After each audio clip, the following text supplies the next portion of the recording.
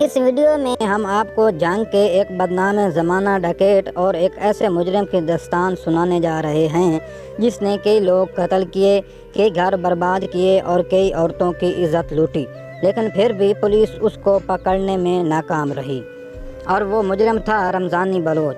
رمضانی بلوچ اور عثمانی بھوجبانہ دراصل ایک گینگ تھا۔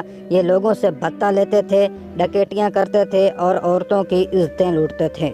میرے سامنے انہوں نے ایک لڑکی کو قتل کیا اور میں اس وقت 6ٹھی کلاس میں پڑھتا تھا۔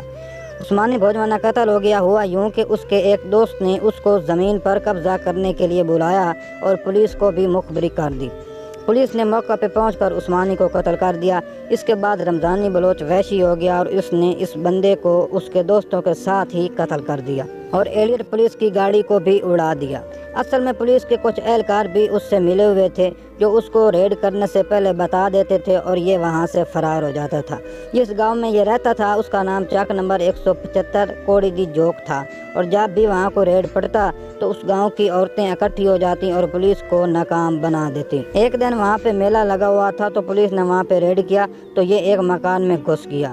پولیس مکان کی چھت کھولنے لگی تو اس نے نیچے سے فائر کیے اور 3 پولیس اہلکار قتل کر دیے اور گاؤں کی عورتوں نے اس کو نقاب دے کر بھگا دیا۔ اس کے بعد پولیس پر محکمہ کی طرف سے سختی ہوئی اور پولیس نے اس کو پکڑنے کے لیے 10 لاکھ کا انعام رکھا۔ پولیس نے اس گاؤں میں پولیس چوکیاں بنا لی اور رہائشیوں اور اس کے حامیوں کو تنگ کرنا شروع کر دیا۔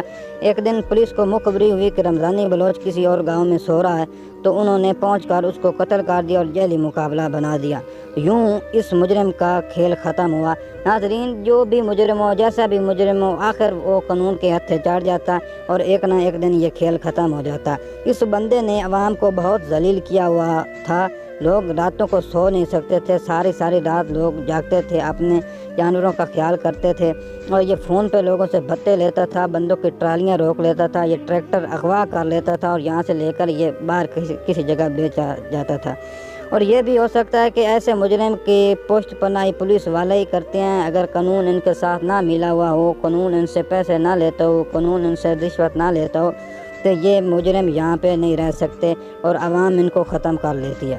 تو امید کرتا ہوں یہ ویڈیو آپ کو اچھی لگی ہوگی۔ اگر لگی ہو تو اس کو لائک لازمی کریں اور دوستوں کے ساتھ بھی شیئر کریں، کیونکہ ہم اس طرح کی ویڈیوز اپنے چینل پہ اپلوڈ کریں۔